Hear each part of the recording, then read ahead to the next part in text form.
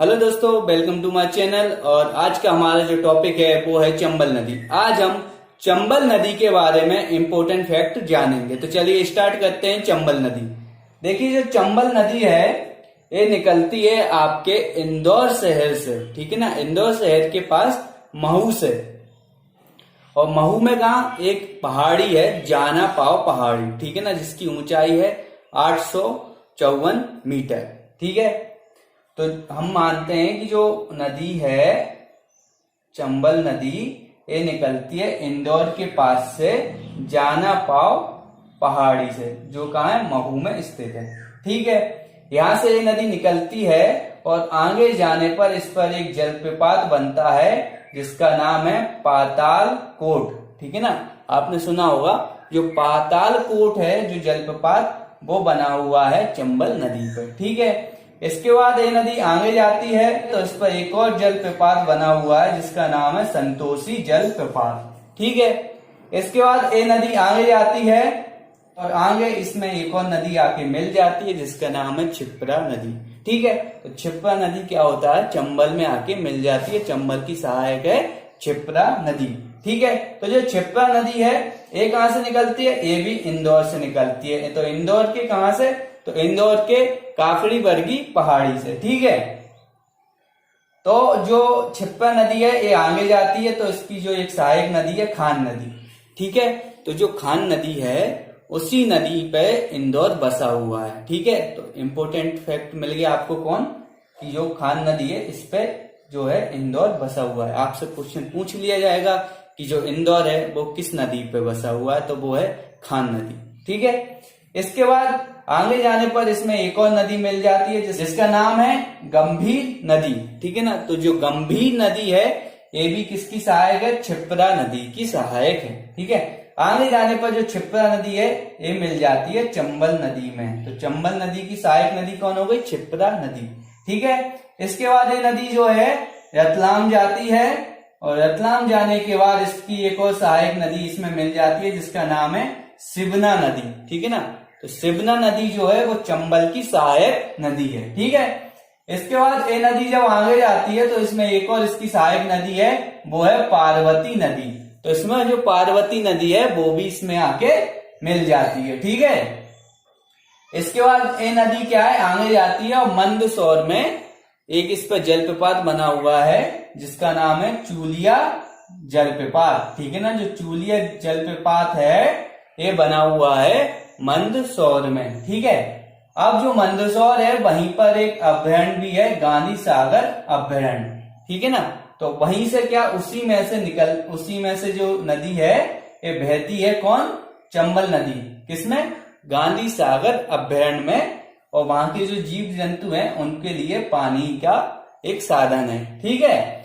और यहीं पे देखेंगे तो एक यहाँ पे बांध बना हुआ है, ठीक है ना, एक डैम बना हुआ है जिसका नाम है गांधी सागर बांध, ठीक है। तो जो गांधी सागर बांध है एक इसका जो शिलान्यास हुआ था या स्टार्टिंग हुई थी वो हुई थी 1959 को, ठीक है।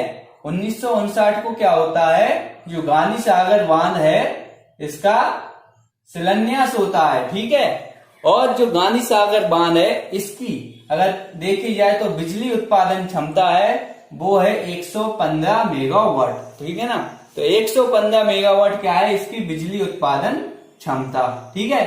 आगे जाने पर जब ये नदी आगे पहुंचती है राजस्थान में तो वहां पर इस पर एक और बांध है जो है कोटा बांध, ठीक है ना। कोटा शहर के पास में है, वहां पे कोटा बांध, ठीक है। इसको जवाहर बांध भी बोला जाता है, ठीक है।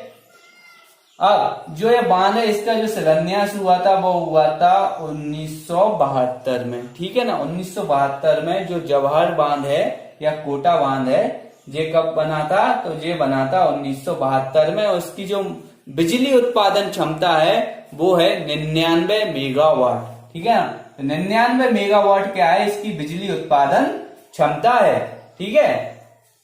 इसके बाद ये नदी आगे जाती है तो चित्तौड़गढ़ में एक और इस पर बांध बना हुआ है जिसका नाम है राणा प्रताप सागर बांध, ठीक है ना। तो जो राणा प्रताप सागर बांध है इसका जो स्टार्टिंग हुई थी या शिलान्यास हुआ था या प्रारंभ हुआ था तो वो हुआ था 1970 में, ठीक है ना।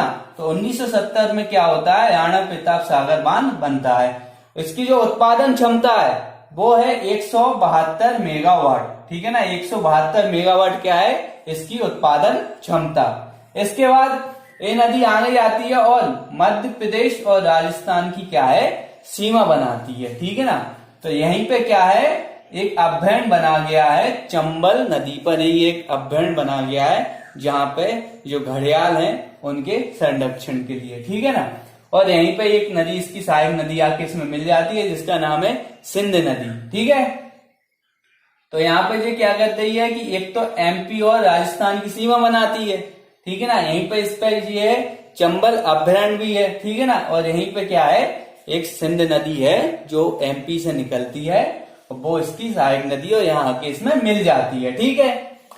इसके बाद ये नदी आगे जाती है यूपी में इटावा के पास यमुना नदी में, ये क्या होता है इसका समाप्त हो जाती है, वहां उसमें मिल जाती है, ठीक है ना।